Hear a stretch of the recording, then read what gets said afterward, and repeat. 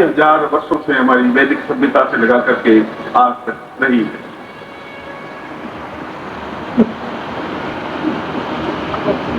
मंत्री महोदय ने यहाँ पर जिस प्रकार से समय दिया है, उनके लिए आभार की अपेक्षा आशीर्वाद शब्द ज्यादा उपयुक्त है। इसलिए नहीं कि वे मंत्री हैं, यह जो हमारी विलुप्त संस्कृति है, वह चाहे मंत्र हो, चाहे साधना पक्ष हो, चाहे आयुर्वेद हो, चाहे जीवन के अन्य क्रियाकलाप हो, वे अपने आप में मंत्र और तंत्र से संबंधित रहे। जैसा कि बताया कि पानीपत में 3 बार युद्ध हुआ और 3 बार युद्ध के बाद में बिल्कुल पूरा देश एक अंधकार से घिर सा गया है। ऐसा गिरा कि हमारी संस्कृतियों पर प्रहार हुए।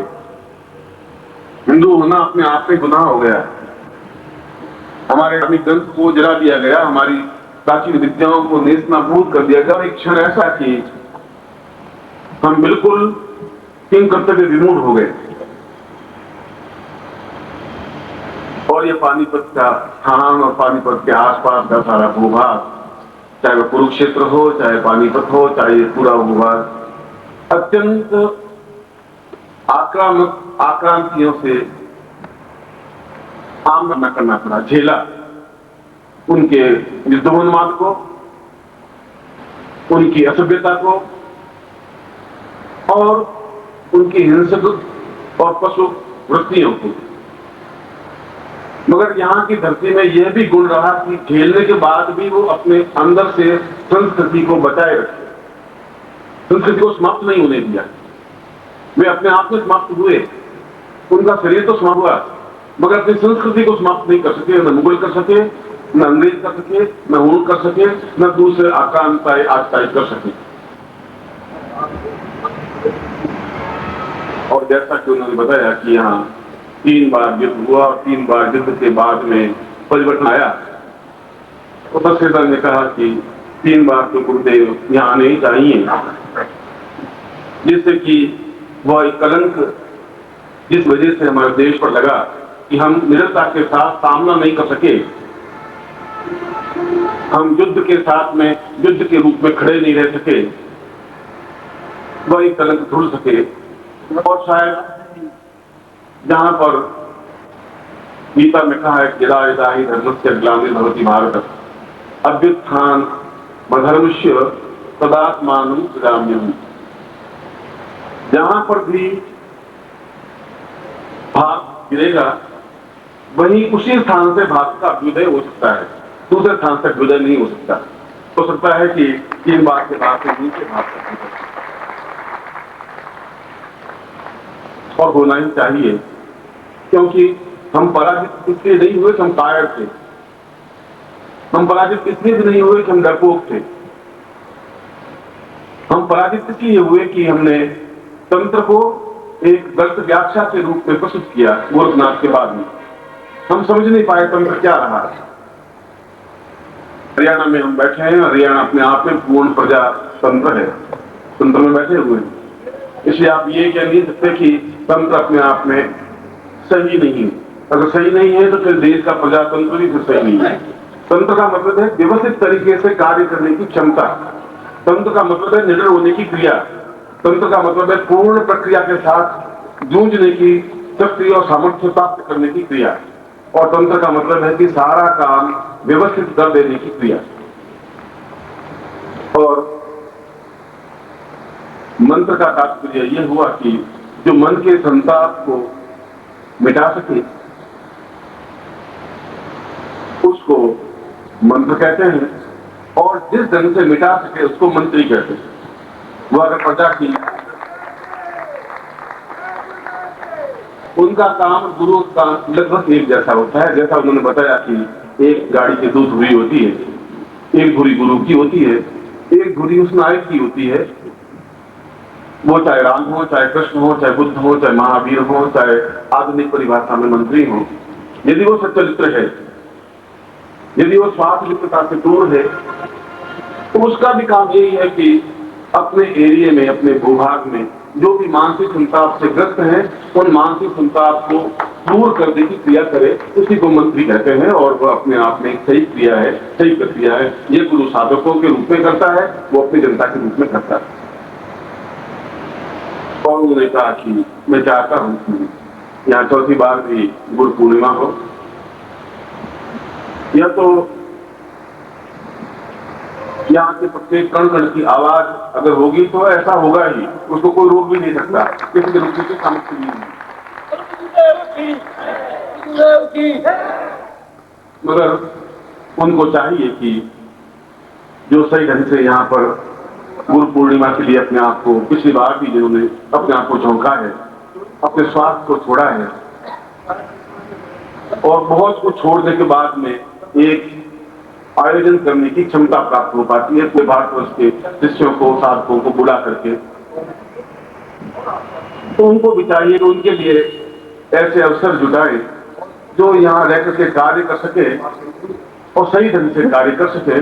दूर रह करके दूर स्थान पर कार्य करने में कई बाधाएं आती हैं, मगर फिर भी अपनी अपनी सीमाएं होती हैं।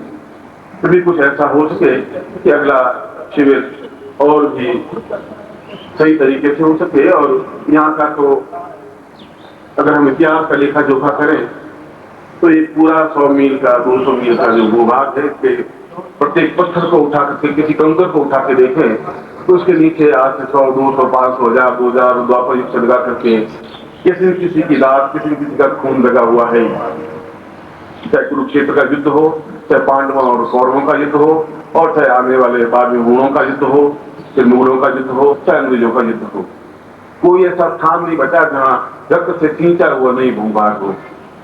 उनको शुद्ध करने के लिए भी प्रक्रिया नायक ही कर सकेंगे, गुरु ही कर सकेंगे।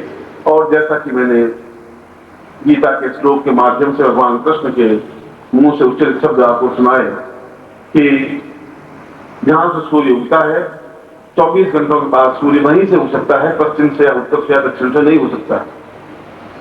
जहां पर मनुष्य गिरता है वहीं से मनुष्य उठ सकता है। जहां धर्म की पराजय होती है वही धर्म का उदय हो सकता है। और जिस जगह हम हारे हैं, देश पराजित हुआ है, कलंक युक्त बना है, उसी स्थान से वापस पूरा देश अंगड़ाई लेकर उठ सके, उसी स्थान से उठ सकेगा, यह पानीपत के भाग्य की एक श्रेष्ठता है। और मैं चाहता हूं कि ऐसा ही ऐसा ही बन सके।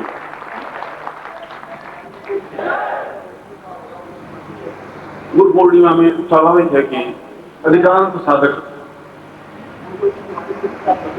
गुरु के चरणों में अपने आप को समर्पित कर देने के लिए ही पूर्णिमा के अवसर पर आते हैं। मगर साधना अपने आप में श्रेष्ठतम विधान है। जब भी यह देश साधनाओं को भूला है, देश कमजोर हुआ है। जब भी शंकराचार्य जैसा व्यक्ति वापिस पैदा नहीं हुआ तो देश अपने आप में टूटने लगा है।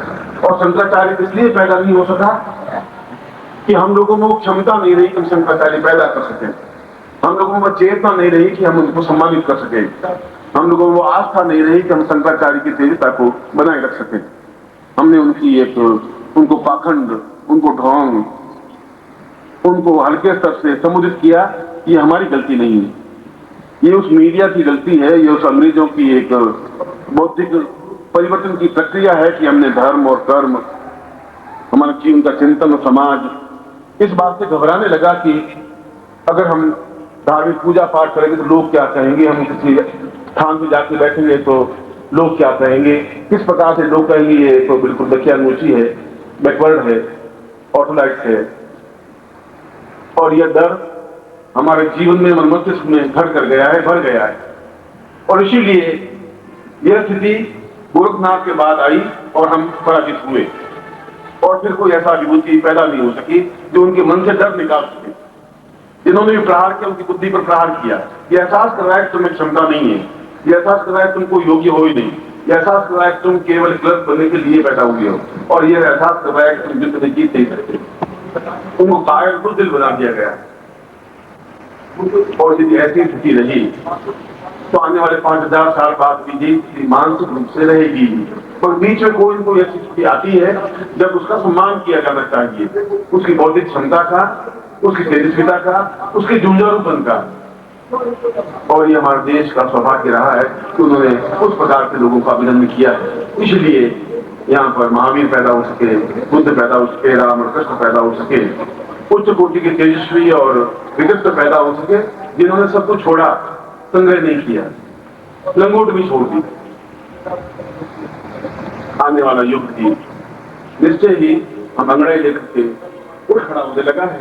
इसलिए नहीं कि सारे साधु संत ऐसा कहते हैं इसलिए मैं कह रहा हूं, इसलिए भी नहीं कि लोगों को ऐसा कहने से उनको संतोष मिलता है इसलिए भी नहीं कह रहा हूं। मैं काल के भार पर लिखे हुए अक्षरों को पढ़ रहा हूं, मैं एहसास करने लगा हूं कि यदि कुरुक्षेत्र का युद्ध केवल लाखों कौरवों के बीच केवल 5 पांडव जीत सकते हैं, तो पानीपत के युद्ध में भी लाखों करोड़ों व्यक्तियों के बीच में ये जितने शिष्य बैठे हैं, ये पूरे देश के युद्ध को जीत सकते हैं।